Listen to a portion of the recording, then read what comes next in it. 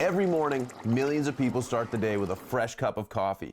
But how much do you really know about the quality of the beans you're brewing or your brewing methodology in terms of extracting maximum flavor, fragrance, and aroma from the coffee? Now, I know what you're thinking. Mark, fragrance and aroma are the exact same thing. No, they're not. Not when you're talking about coffee with Travis Boyd. So fragrance is the natural smell or the gas coming off of the coffee. That's fragrance. Aroma is the smell from the chemical reaction of water extracting the liqueur from the coffee. That is Travis Boyd, and boy does he know a lot about coffee. Boyd has spent decades buying, blending, and roasting premium fair trade organic coffee beans flown in from around the world right here to the heart of Canada. Coffee comes in from Africa, Indonesia, and the Americas by the sack to this warehouse in Winnipeg, where Travis lets the beans sit, allowing the moisture to stabilize before roasting them in-house.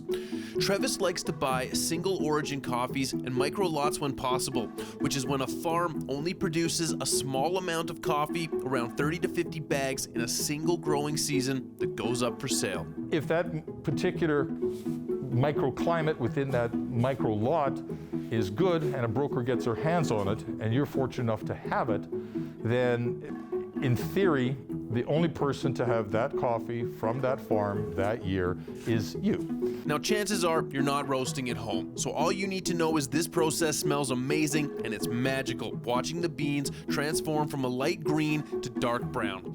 Quick side note, coffee beans are not actually beans, they are seeds from a fruit, but for simplicity's sake, I'm going to keep calling them beans for the rest of the video. Now back to roasting. So the more you roast a coffee, the hotter it gets, the more violent the process of roasting, and it forces the oil to the surface. Dark coffee roasts longer, which is why all the oil has been pushed to the surface, whereas lighter roasted coffees look dry to the touch with much of the oil still inside the bean. If you don't know what you like to drink, Travis says split the difference and go medium. Medium roast coffees usually have a broader and a finer taste profile. You'll taste more nuances within that coffee. Grind the beans to your preferred brewing style. If that's espresso, go really fine. If it's a drip brewer, go a bit more coarse. But the real trick is learning to see how good your cup of coffee is going to be before you even taste it. Before we throw the grinds away, we look at what the grinds have done. Okay? Now you can see the grinds were about 2/3 to halfway full.